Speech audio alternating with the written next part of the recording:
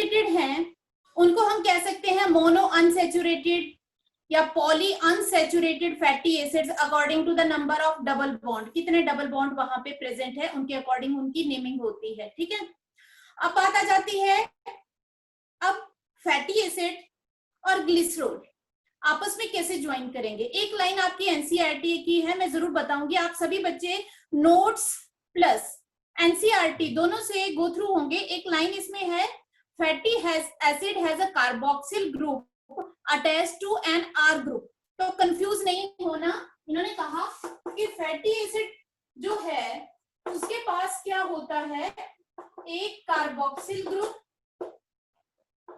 Attached to R group. What is this R group? ये R group क्या है?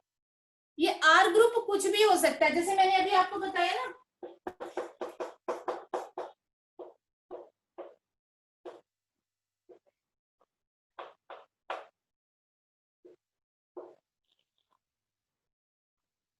ये है कार्बोक्सिल ग्रुप। ठीक है, जो ये है R group. R group is any variable group that may be CH3, C2H5, कितना भी, जैसे यहां पे हो गया C5,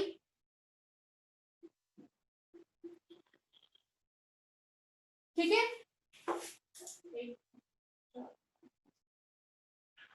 हाँ 11 H11, तो ये कुछ भी वेरिएबल ग्रुप हो सकता है।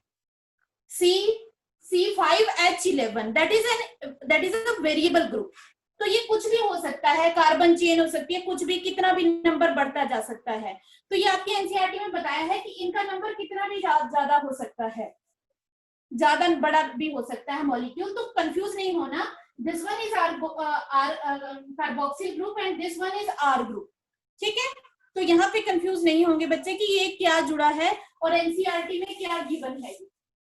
अब आ जाते हैं मेन, सबसे इंपॉर्टेंट एनसीईआरटी में गिवन है how ester bond is formed. I think आपने शायद 10th क्लास में शायद किया हो, मुझे नहीं पता, लेकिन यहाँ पे एस्टर बॉन्ड की फॉर्मेशन आपको अच्छी तरह से आनी चाहिए, किस तरह से बनता है। तो दोनों चीजें ले लेते हैं, एक तरफ हम ले लेते हैं ग्लिसरॉल और एक तरफ हम ले लेते हैं कोई भी जनरल फैटी एसिड। ठीक है,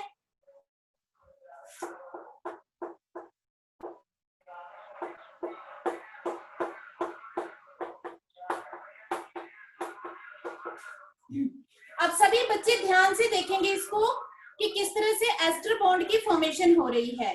this one is glycerol molecule, अभी अभी आपको बताया था try hydroxy propane, that is glycerol molecule, सभी को पता है। अब हम इसके साथ क्या जोड़ेंगे, फैटी एसिड। एक ग्लिसरॉल मॉलिक्यूल के साथ हम कितने फैटी एसिड यहाँ पे ज्वाइन कर रहे हैं, 3 फैटी एसिड। देखो किस तरह से ज्वाइन करते हैं हम,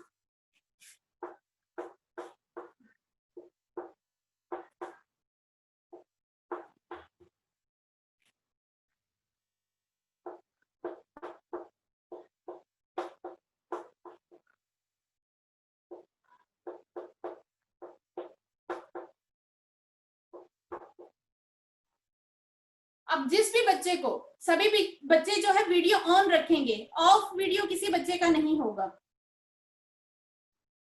ठीक है, यस, कोई बच्चा पूछ रहा है कुछ? ठीक है, यहाँ पे अब ध्यान से सुनेंगे सभी बच्चे, ये ग्लिसरॉल मॉलिक्यूल, ये एक फैटी एसिड, ये एक है, अलग है, ये दूसरा है और ये तीसरा है, 3 फैटी एसिड। अब आपको लगेगा फैटी एसिड तो हम कुछ और ही पढ़ के आए थे। मैम आपकी वॉइस नहीं आ रही है।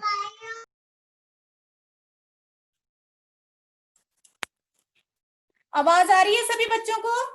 Yes ma'am. Yes ma'am. Yes ma'am. जिसको नहीं आ रही उसके साथ मे बी नेटवर्क इशू होगा, क्योंकि मेरी आवाज तो मेरे ख्याल से बहुत ज्यादा ही मैं जोर से बोल रही हूँ, आनी तो चाहिए। अच्छा, अब ध्यान से सुने, फैटी एसिड मैंने बताया OH कार्बोक्सिल ग्रुप, और ये चेन है, इसको मैंने R लिख दिया। ऐसे चेन नहीं बनाई मैंने, ऐसे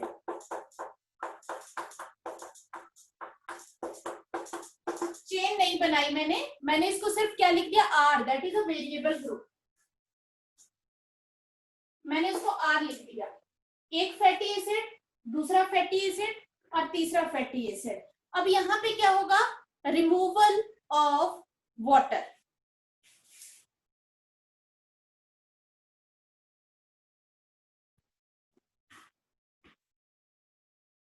अब कैसे होगा,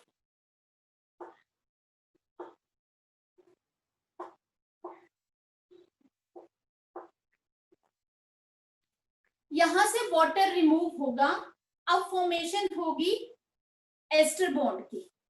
यहां किसके बीच में, ग्लिसरॉल के बीच में, ग्लिसरॉल का जो OH ग्रुप है और जो फैटी एसिड का OH ग्रुप है, उसमें से बाय रिमूवल ऑफ वाटर जो है एस्टर बॉन्ड की फॉर्मेशन होती है।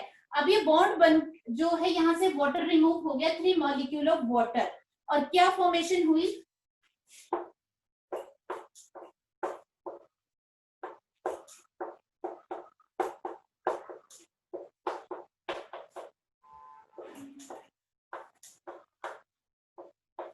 क्योंकि यहां से वाटर रिमूव हो गया था।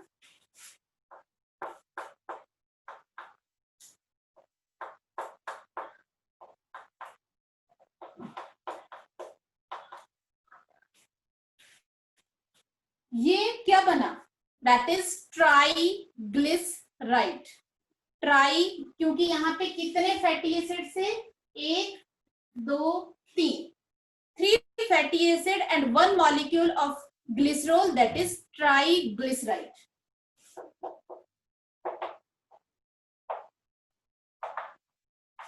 अगर आप कहेंगे ये कौन सा फैटी एसिड है, दैट इज जनरल स्ट्रक्चर, नाम नहीं दे रहे हम इसको, this is one is general structure of fatty acid. तो आपको नाम याद रखने की जरूरत नहीं है, आप जनरल स्ट्रक्चर के थ्रू भी आप इसको कर सकते हैं। दिस वन इज ग्लिसरॉल,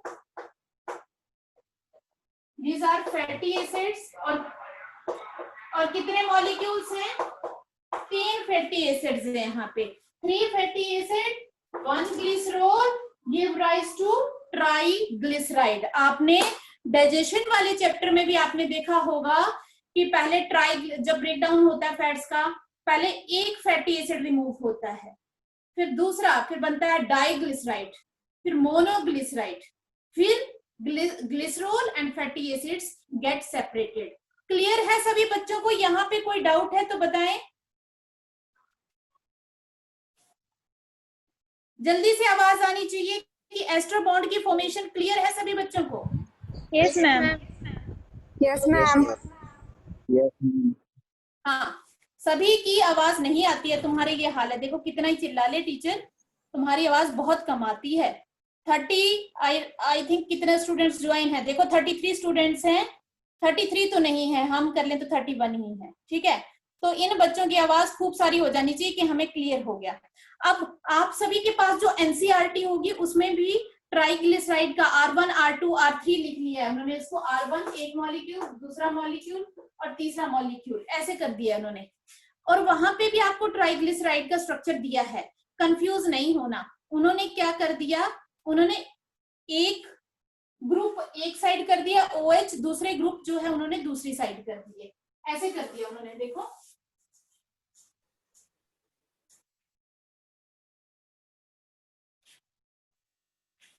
उन्होंने ऐसे बना दिया आपका CH3, इस तरह से CH2,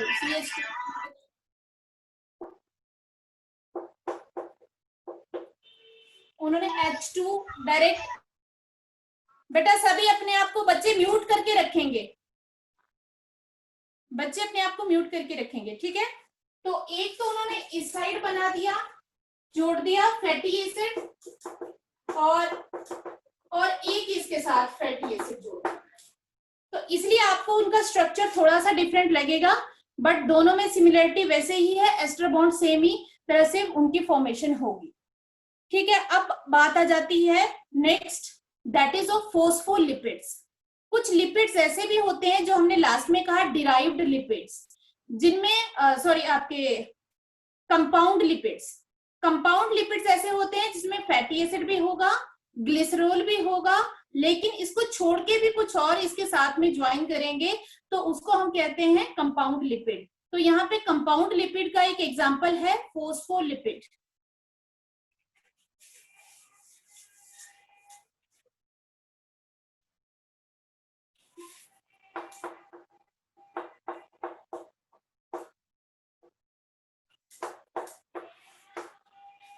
फोस्फोलिपिड का एक आपके इसमें इन्होंने दे भी रखा है structure, that is quite difficult, लेकिन अगर आपको बनाना पड़ेगा बाद में जब हम प्रैक्टिस करेंगे तो हम जरूर बनाएंगे। आपको उसकी सिंपलेस्ट फॉर्म बता देती हूँ और उसमें बताती हूँ उसके कंपोनेंट क्या क्या हैं। एक फोस्फोलिपिड मॉलिक्यूल के अंदर क्या क्या आता है। आपने फोस्फोलिपिड कहाँ पढ़ा था? जब आप सेल मेम्ब्रेन का स्ट्रक्चर करते हैं तो आप ऐसे पढ़ते हैं इसको,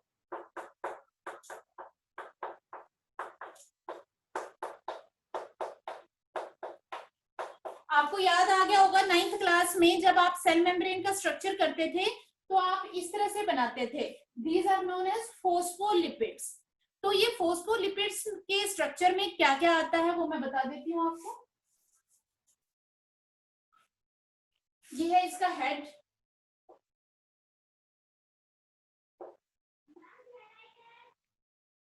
जो हम ऐसे बनाते हैं, ये वाला जो हेड रीजन है वो है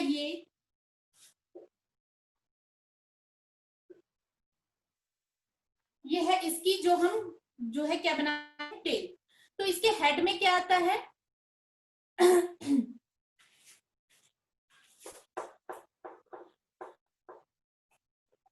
कोलाइन, phosphate,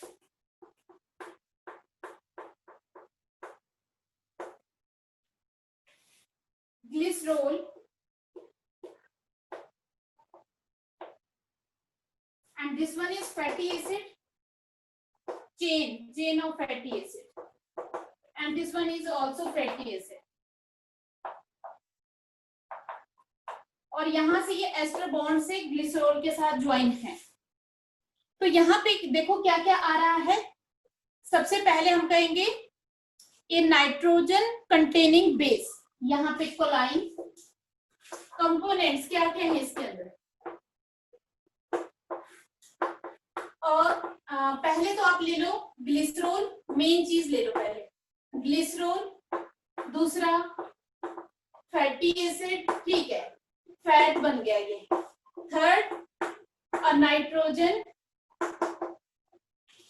containing base that is कोलाइन या कोलिन, एंड फोर्थ एक और चीज आपको इसमें दिखाई दे रही है that is phosphate group, that is linked to OH groups, यहाँ पे फोस्फेट ग्रुप।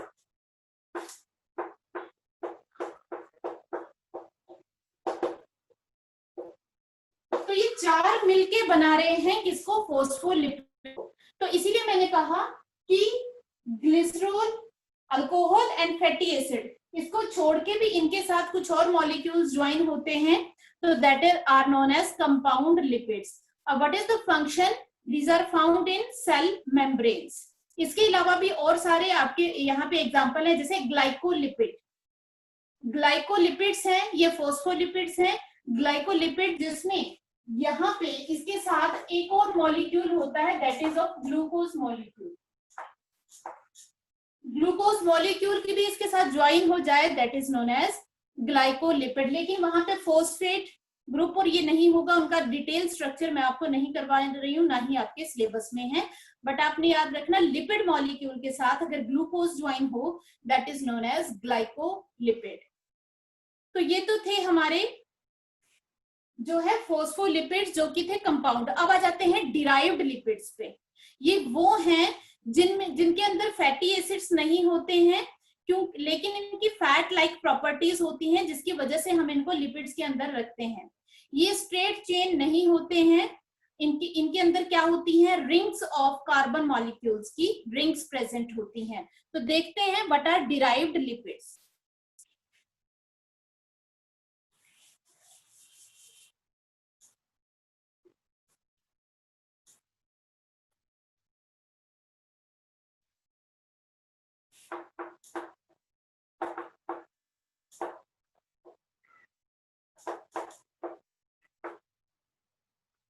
जैसे मैंने अभी आपको बताया फैटी एसिड नहीं है इनके अंदर, बट फैट लाइक प्रॉपर्टीज हैं. They have 4 fused carbon rings.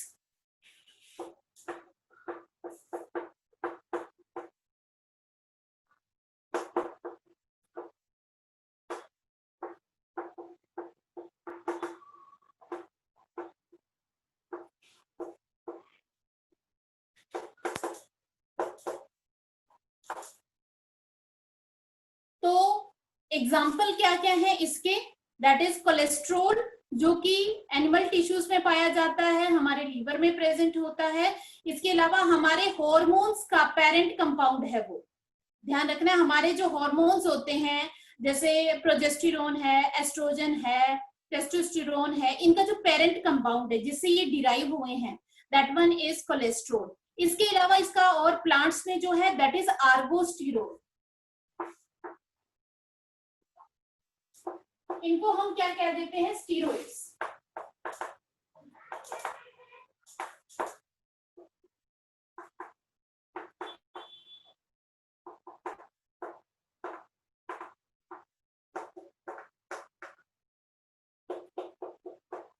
Parent compound of 6 hormones. और दूसरा है आर्गोस्टेरोल, जो किस में पाया जाता है? प्लांट्स के अंदर पाया जाता है. ये प्लांट में जो प्लांट की ग्रोथ है और फ्लावरिंग है उसके लिए रिक्वायर्ड है.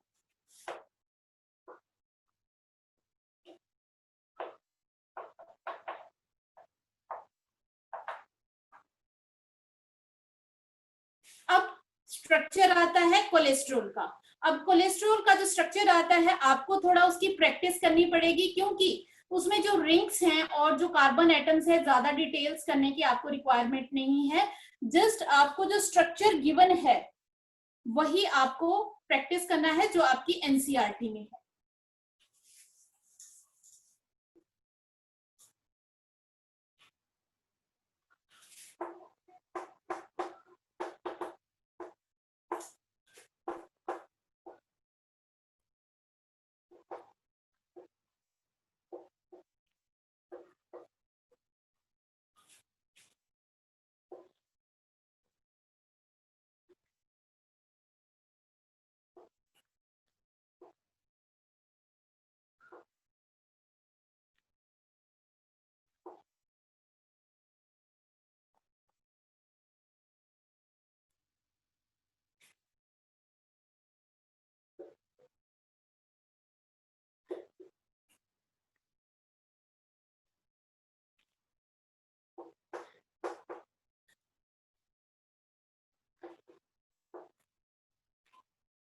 That is the structure of general structure of cholesterol.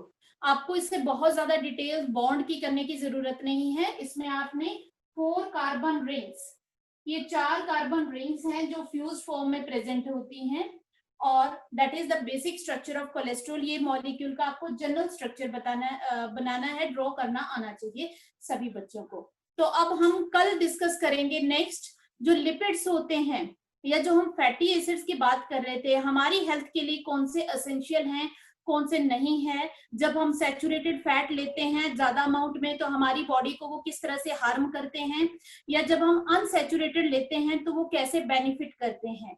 ये हमें कहाँ कहाँ से मिलते हैं, सैचुरेटेड कहाँ से मिलते हैं सोर्स, और अनसैचुरेटेड उनका सोर्स क्या होता है, कौन कौन सी डिजीजेस ये हमें कॉज कर सकते हैं. तो that was the topic of lipids, जो कि हम आगे कल डिस्कस करेंगे. मैम रिकॉर्डिंग बंद कर दें.